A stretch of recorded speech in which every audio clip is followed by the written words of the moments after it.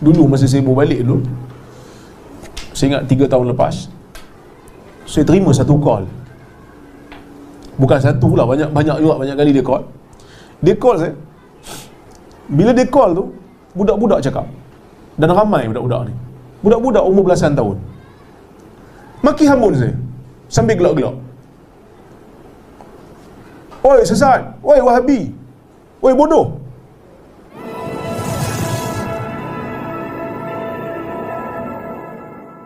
Allah Azza wa Jal ketika menurunkan surah Masad, Allah menyebutkan tabbat yada abi lahab wa tab. Celakalah kedua tangan Abu Lahab dan celakalah. Ma aghna anhu maluhu wa ma kasab. Harta-harta yang mengkayakan dia dan semua usaha-usaha dia. Sayasla naran dhata lahab, dan dia akan masuk ke dalam api neraka yang mempunyai flame. Lahab tu maksud lidah api. Lidah api lah kan, yang bahagian atas. Wa imra'atuhu hammalatal hatab, dan isterinya juga yang merupakan pembawa kayu api neraka. Biasa kan dengar ayat ni kan? Biasalah dengar surah ni. Sebab ni kita panggil surah-surah lazim kan. Kita analyse sikit. Allah mulakan ayat ni dengan sebut nama Abu Lahab. Celakalah kedua tangan Abu Lahab dan celakalah. Tapi Allah Ta'ala tak sebut nama isteri dia. Allah Ta'ala kata dan isterinya. Kan? Isteri Abu Lahab, apa nama dia? Ummu Jamil. Ummu Jamil. Kenapa Allah tak sebut nama isteri dia? Ada satu sebab. Kalau kita analyse balik, maksud Ummu Jamil tu ibu orang yang cantik. Ayat ni cerita pasal neraka. Kalau sebut nama yang cantik, dia tak selari. Abu Lahab tu bapa api, selari dengan makna ayat. Maka Allah menyebut nama Abu Lahab, Allah sembunyikan nama isterinya, kerana nama isteri itu tak sesuai dengan kandungan azab dalam surah ni. Subhanallah. Ni kalam Allah. Ini bukan kalam manusia, kalam Allah. Setiap perkataan yang digunakan tu tepat. Allah guna dalam ayat ni, Allah guna perkataan faman zuhziha 'anil nar. Apa maksud zuhziha? Sesiapa yang dijauhkan daripada neraka. Sebenarnya dijauhkan ni ada perkataan lain yang biasa digunakan oleh orang Arab. Jauh. Bagi orang belajar bahasa Arab, jauh dalam bahasa Arab apa dia? Ba'id. Kan? Allah Ta'ala tak guna perkataan ba'id, ba'udah. Faman ub'ida 'anil nar, sesiapa yang dijauhkan daripada neraka. Allah Ta'ala tak guna perkataan tu. Allah Ta'ala kata faman zuhziha 'anil nar. Apa maksud zuhziha? Zahzahah. Daripada zuhziha, daripada perkataan zahzaha. Atau zahzaha, nak sebut pun susah. Betul? Zaha. Semua kat sini. Perkataan Arab ni susah sebut perkataan, menggambarkan susah maknanya. Zahzaha ni digunakan untuk mengalihkan benda yang berat. Kalau benda tu kita nak alihkan, kita nak jauhkan, dan benda tu senang, kita guna ab'ada. Jauhkan daripada aku, ab'iduhu anni. Jauhkan. Arab kata. Tapi kalau kata zahzihhu anni, jauhkan dia daripada aku, maksudnya yang nak dijauhkan tu benda macam batu besar. Kerana neraka ni nak menjauhinya perlukan pengorbanan yang besar. Bukan biasa-biasa. Bukan biasa-biasa. Ini kira bosku punya susah. Wa udkhilal jannah, kemudian dimasukkan ke dalam syurga. Maksudnya syurga ni kita masuk bukan masuk dengan pilihan kita, dimasukkan. Kenapa dimasukkan? Kerana tak ada siapa pun syurga akan selamat, tak ada siapa pun amalan soleh dia boleh selamatkan dia. Dan dulu saya cerita kan, bulan lepas saya cerita dah, apa maksud kita masuk syurga dengan rahmat Allah. Yang mana saya hurai dah, kita masuk syurga ni sebab dia rahmat, dan nak dapat rahmat tu syarat dia kena amal. Tapi kita bukan masuk kerana amal, kita masuk kerana rahmat. Jadi Allah masukkan kita ke dalam syurga. Wa udkhilal jannah faqad faz. Sesiapa yang rahmat Allah menjadikan dia dimasukkan ke dalam syurga, maka dia berjaya. Maka dia berjaya. Berjayanya seseorang ini apabila dia berjaya menjadikan diri dia berusaha untuk mendapatkan syurga. So kita bagi betul balik setting otak kita. Sebab kadang-kadang kita duk ukur kejayaan anak-anak ni hanya dengan berapa banyak dia boleh dapat income dia. Anak saya periksa pun tak lulus, tapi alhamdulillah kaya dia. Rupanya scammer. Tak guna juga. Kan? Yang penting anak kita, generasi yang buat apa-apa fikir tentang syurga. Okey. Dan tidak adalah dunia ini melainkan perhiasan yang menipu daya. Perhiasan yang menipu, bukan sekadar perhiasan menipu pula tu. Okay.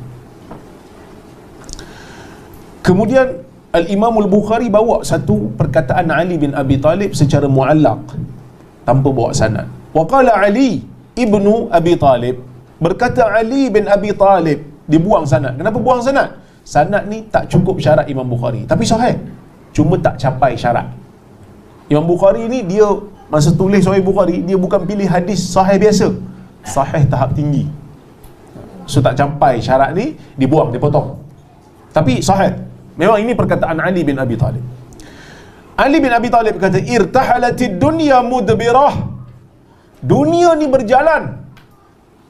Dunia ni berjalan mudbirah, sambil meninggalkan kita.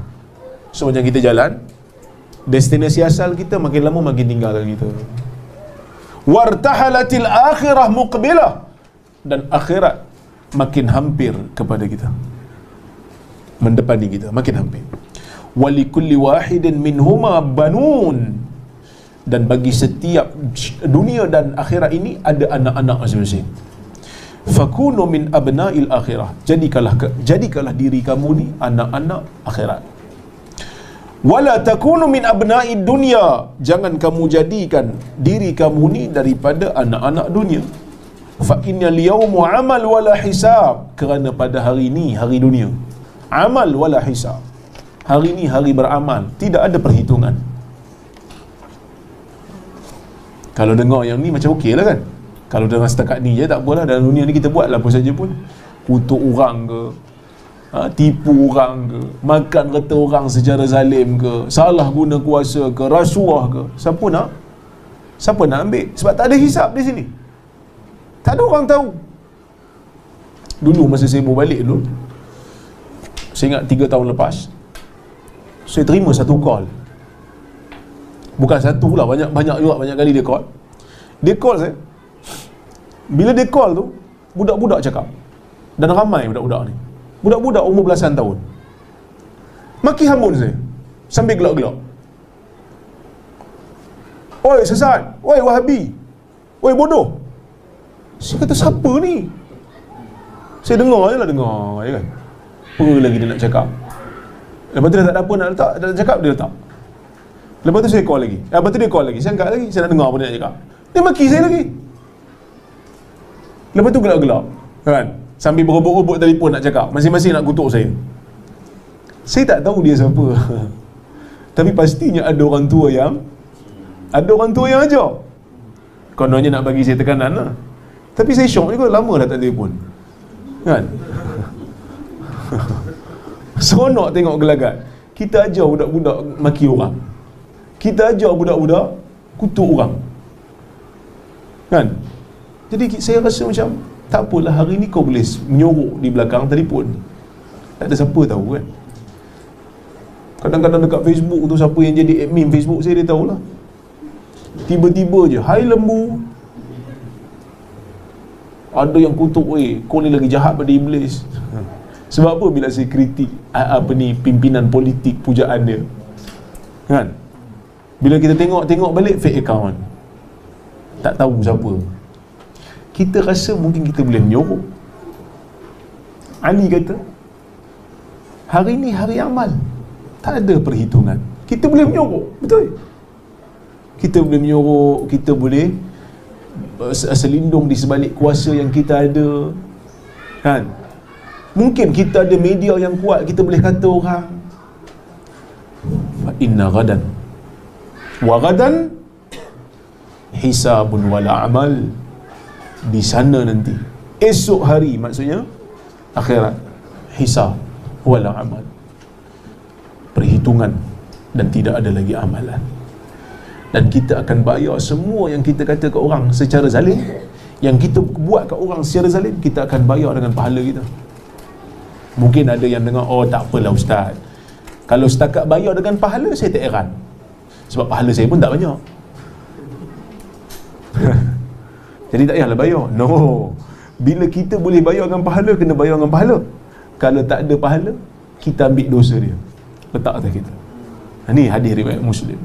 Sebab tu Nabi pesan, man kana indahu mazlamatun li akhihi falyatahallalhu al-yawm qabla an ya'tiya yawmun la dirham.